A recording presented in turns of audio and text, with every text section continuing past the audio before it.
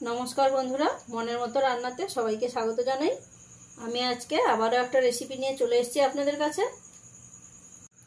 আজকে আমাদের রেসিপি নিরামিষ করলার ঝাল। তো বন্ধুরা, এই রেসিপিটা কিভাবে বানালাম আপনারা প্রথম থেকে শেষ পর্যন্ত ভিডিওটা স্কিপ না করে দেখতে থাকুন, তাহলে আপনাদের বুঝতে সুবিধা হবে এবং রান্নার সময় অনেকটাই হেল্প হবে। নিরামিষ করলার রেসিপি করার জন্য আমি এখানে প্রায় 200 গ্রাম মতন করলা নিয়ে নিয়েছি।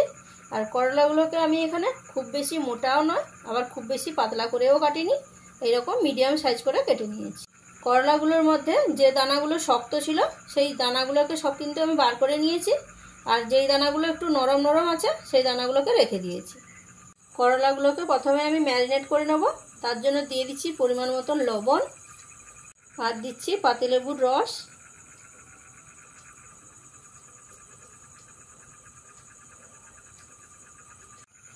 লবণ আর লেবুর রসটা দিয়ে করলাগুলোকে খুব সুন্দর করে আমি মেখে নেব।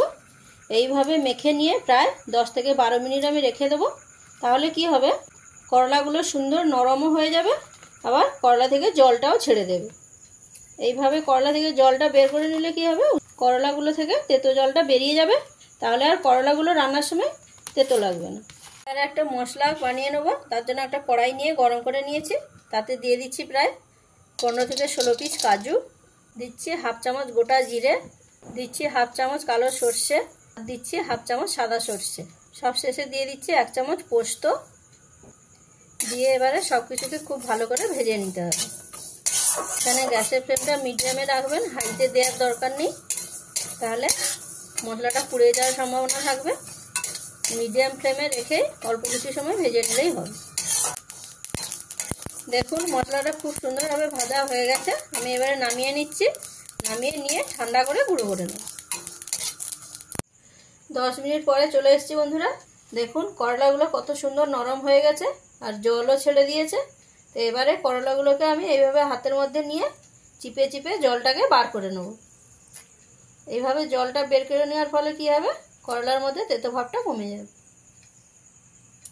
আর যারা তেতো পছন্দ করেন তারা এইভাবে চিপে চিপে জলটাকে বের করে নেওয়ার দরকার নেই, সরাসরি আপনারা রান্না করে নিতে পারবেন।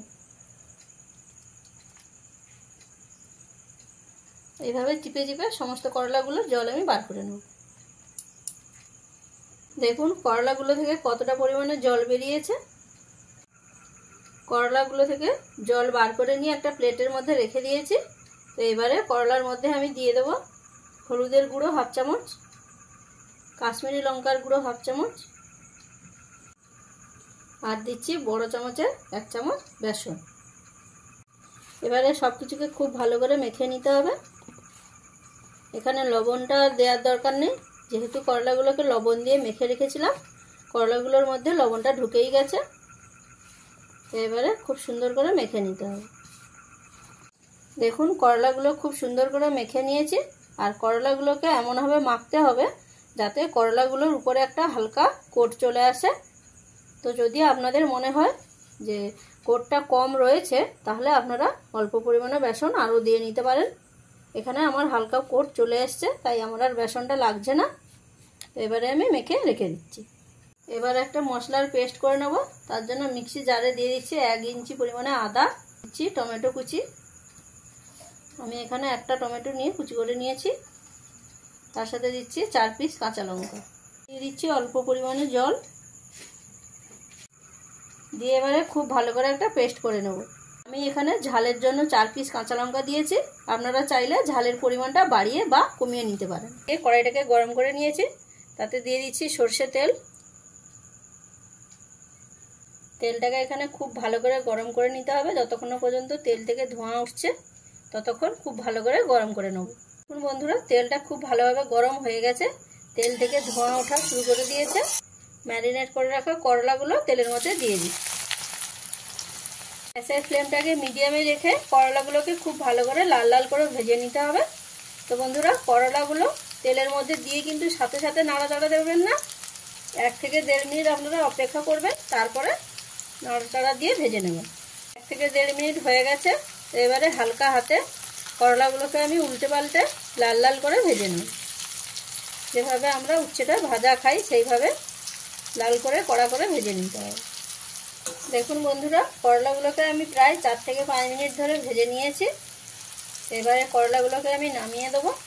বন্ধুরা, এই করলার রেসিপিটা নিরামিষ হলে কি হবে, খেতে কিন্তু খুবই অপূর্ব স্বাদের হয়। আপনারা একবার না বানিয়ে খেলে কিন্তু বুঝতে পারবেন না। বন্ধুরা, তাই আপনাদের কাছে অনুরোধ রইল এই রেসিপিটা একবার হলেও বানিয়ে নেবেন। তাই এবারে করলাগুলো আমি নামিয়ে দিচ্ছি। এবারে ওই তেলের মধ্যে দিয়ে দিচ্ছি কেটে রাখা আলুগুলো। আমি এখানে 3টে ছোট সাইজের আলু নিয়ে এরকম ডুমো ডুমো করে কেটে নিয়েছি। দিয়ে দিচ্ছি পরিমাণ মতন লবণ, দিচ্ছি হলুদের গুঁড়ো পরিমাণ মতন, দিয়ে এবারে গ্যাসের ফ্লেমটাকে মিডিয়ামে দিয়ে আলুগুলোকেও আমি ভালো করে লাল লাল করে ভেজে নিই। আলুগুলোকেও আমি প্রায় 3 থেকে 4 মিনিট ধরে ভেজে নিয়েছি। দেখুন আলুগুলোও লালচে হয়ে ভাজা হয়ে গেছে। আমি এবারে আলুগুলোকে নামিয়ে নিচ্ছি। এবারে ওই একই তেলে দিয়ে দিচ্ছি ফোড়নে কালো জিরে 1/2 চামচ। হালকা একটু নাড়াচাড়া করে নিতে হবে। কালো জিরে থেকে খুব সুন্দর একটা স্মেল ছেড়ে দিয়েছে। এবারে আমি এর মধ্যে দিয়ে দেবো আদা, কাঁচা লঙ্কা আর টমেটোর পেস্টটা দিয়ে প্রায় 1 থেকে 2 মিনিট আমি মশলাটাকে ভেজে নেব। গ্যাসের ফ্লেমটাকে এই সময় অতি অবশ্যই আপনারা মিডিয়ামে দেবেন। দেখুন মশলাটাকে 1 থেকে 2 মিনিট আমি ভালো করে কষিয়ে নিয়েছি। এবারে এর মধ্যে আমি দিয়ে দেবো 1/2 চামচ হলুদের গুঁড়ো, আর দিচ্ছি 1/2 চামচ কাশ্মীরি লঙ্কার গুঁড়ো, দিচ্ছি স্বাদ মতো লবণ। বন্ধুরা, আমি এখানে কাশ্মীরি গুঁড়ো লঙ্কাটা কালারের জন্য দিয়েছি, আপনারা চাইলে এখানে নাও দিতে পারেন। দিয়ে এবারে মশলার মধ্যে অল্প কিছুটা পরিমাণে জল দিয়ে দেবো। দিয়ে এবারে মশলাটাকে খুব সুন্দর করে কষিয়ে নিতে হবে। যতক্ষণ না পর্যন্ত মশলা থেকে সম্পূর্ণ তেলটা ছেড়ে দিচ্ছে ততক্ষণ খুব ভালো করে মশলাটাকে কষিয়ে নিতে হবে। দেখুন বন্ধুরা, মশলাটাকে প্রায় 4 থেকে 5 মিনিট আমি কষিয়ে নিয়েছি। মশলা থেকে সম্পূর্ণ তেলটা ছেড়ে দিয়েছে। তো এবারে মশলার মধ্যে আমি ভেজে রাখা আলুগুলো দিয়ে দিচ্ছি। মশলার সাথে আলুগুলোকে খুব সুন্দর করে মিশিয়ে নেব। মিশিয়ে নিয়ে আলুগুলোকে খুব সুন্দর করে কষিয়ে নেব। মশলার সাথে আলুগুলো দিয়ে খুব ভালো করে মিশিয়ে নিয়ে কষিয়ে নিয়েছি। এবারে আমি এখানে দিয়ে দেবো পরিমাণ মতন জল। যেহেতু সেমি গ্রেভি হবে তাই খুব বেশি জল দেওয়ার দরকার নেই। যতটা পরিমাণ জল দিলে সেমি গ্রেভি হবে সেই পরিমাণ মতো আপনারা জলটা দিয়ে নেবেন। জলটা দিয়ে খুব ভালো করে মিশিয়ে দিয়ে কিছু সময় আমি ফুটিয়ে নেব। দেখুন বন্ধুরা, গ্রেভিটাকে আমি কিছু সময় ফুটিয়ে নিয়েছি। এবারে দিয়ে দিচ্ছি ভেজে রাখা করলাগুলো। তারই সাথে দিয়ে দেবো সেই মশলার গুঁড়ো, ভেজে রাখা গুঁড়োটা দিয়ে দেবো। অল্প কিছুটা পরিমাণে চিনিটা দিলে এখানে মিষ্টি হবে না, কিন্তু স্বাদের ব্যালেন্স হবে। এবারে খুব ভালো করে একবার মিশিয়ে দেবো। মিশিয়ে দিয়ে কিন্তু খুব বেশি সময় ফোটাবো না, প্রায় 1 মিনিট মতন ফুটিয়ে নিলেই হবে।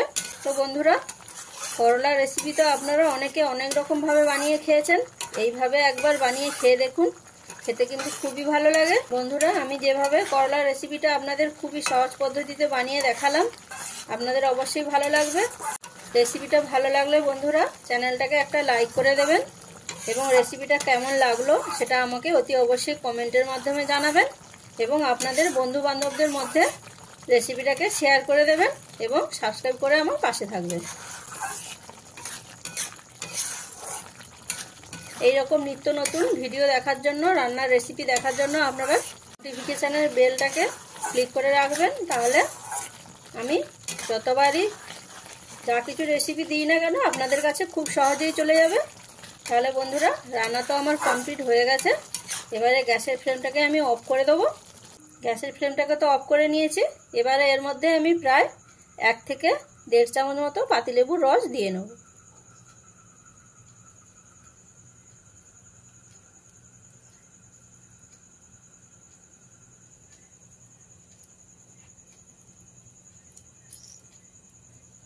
দিয়ে খুব ভালো করে একবার মিশিয়ে দেবো। মিশিয়ে দিলে রান্না কমপ্লিট। তো বন্ধুরা, তাহলে আপনাদের সাথে দেখা হচ্ছে নতুন একটা রেসিপি নিয়ে পরের নতুন ভিডিওতে। ততক্ষণ আপনারা ভালো থাকুন, সুস্থ থাকুন।